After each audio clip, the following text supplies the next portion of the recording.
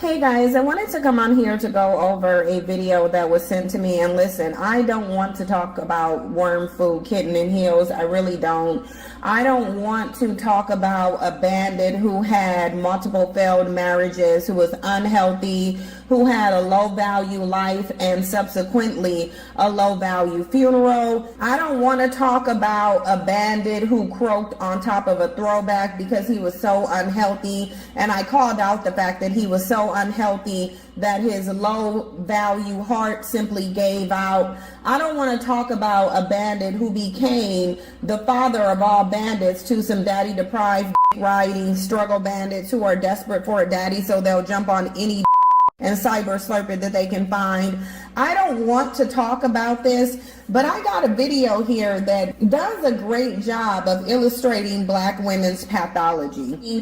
The black male worship, the low self-value, and black women's willingness to do anything to get validation from a bandit who ultimately has nothing to offer her. Black women's willingness to do anything to be able to marry a bandit so she can get stuck in poverty, brag on the internet, all for the sake of being able to say she had a husband, yet it's a 90% chance that she's going to be extremely miserable in that relationship. I don't want to talk about this, but this video is an excellent example of what is wrong with the pathology of black women and why these struggle bandits won't change, why they're not motivated to change, and why they see no value in a group of women who continue to worship them despite their nothing as status in society.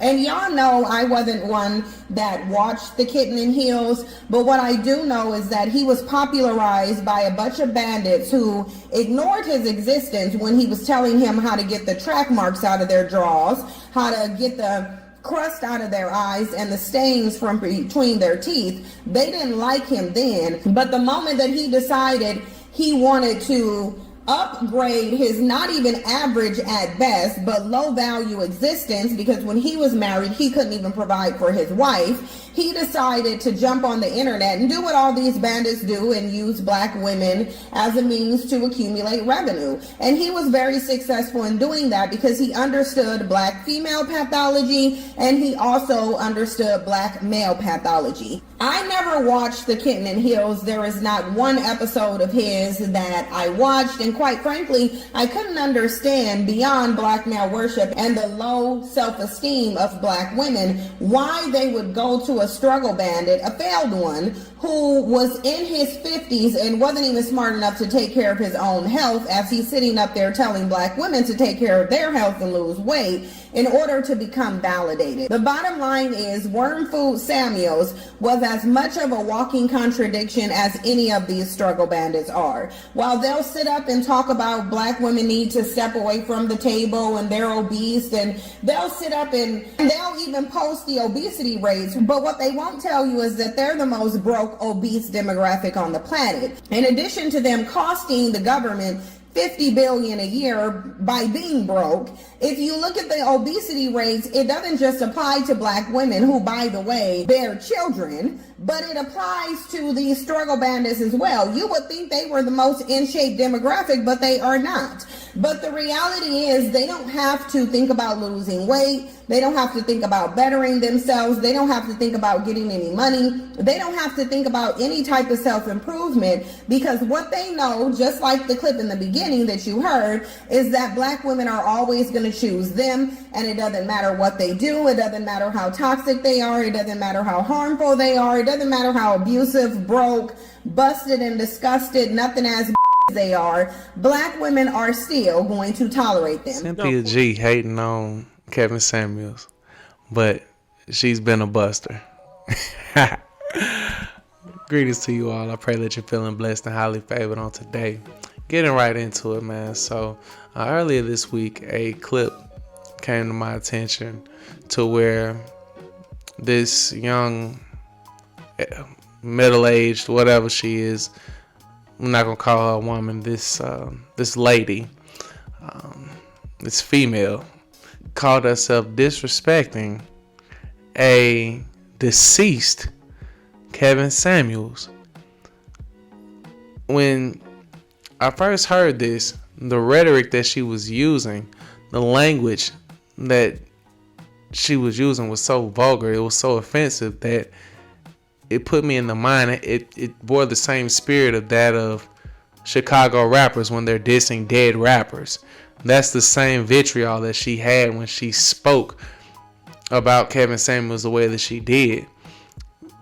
I heard nothing but bitterness, but hatred coming from the mouth of this female, to where it was unbelievable. Now the only thing that kind of put it into perspective for me was the fact that Cynthia G has built a platform by disrespecting the black man.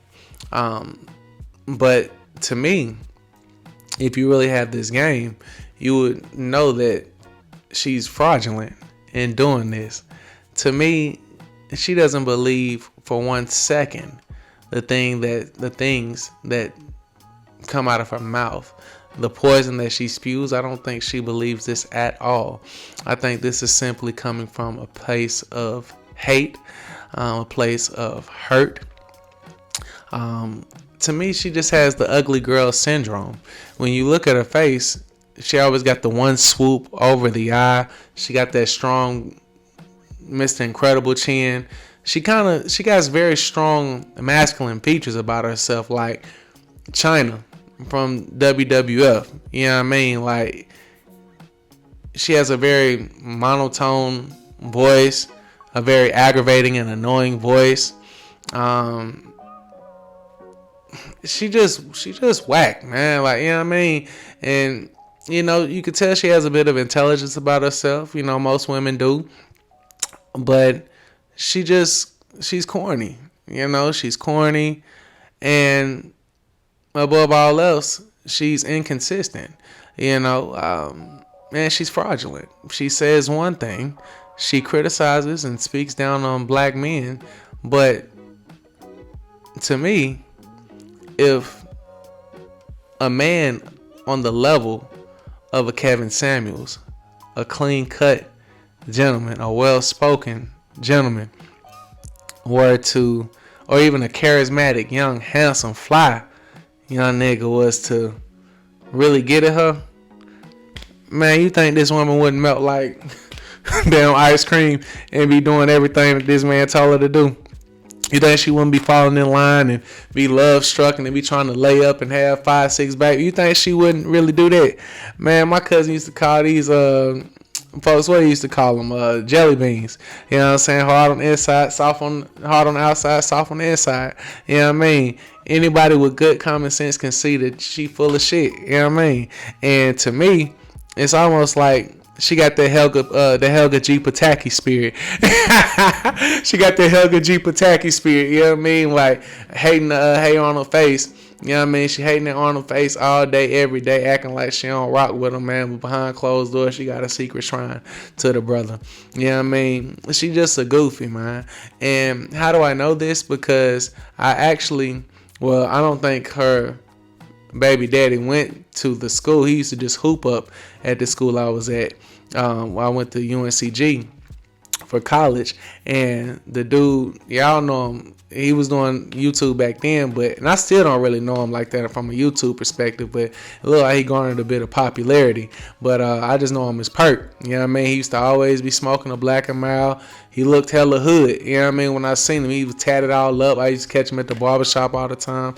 And he could hoop real good. Like, he had a real slow crossover, but he used to keep it low to the earth, you know what I mean? So he would never get plucked, and he was nice with the hooping, you know what I mean? I always smoked his Black and Milds, and he had dreads back then, you know what I'm saying? He used to be up at the barbershop getting this fresh little line up all the time, you feel me? So, that's where I know him from. But come to find out, I'm not sure if she has multiple, but this is her baby father. You know what I mean? Shout out to Perk. This ain't no disrespect to bro in no way, form, or fashion. You know what I mean? But this how he was able to have Cynthia G. You really think Kevin Samuels couldn't couldn't have had this lady. I can't disrespect women by calling her that, man, because ain't no real woman finna be speaking like this. You know what I'm saying, concerning the black man. But she just a certified goofy, man, and to me, she suffers from the ugly girl syndrome and the Helga G. Pataki syndrome. You dig? And so y'all just keep Sister Cynthia G in y'all prayers, man, because anybody who speaks with this level of hate and contempt in their heart for anybody or anything, they're definitely going through some things. You know what I mean? That comes from a place of hurt. So, man, just pray for her healing, you know, and that one day she'll actually be in a better space, man. But, you know, with that, we're just going to leave it there for now. You know, definitely y'all jump in the comment section. Let me know what y'all think concerning Sister Cynthia G. And, you know, until next time, everybody, be blessed.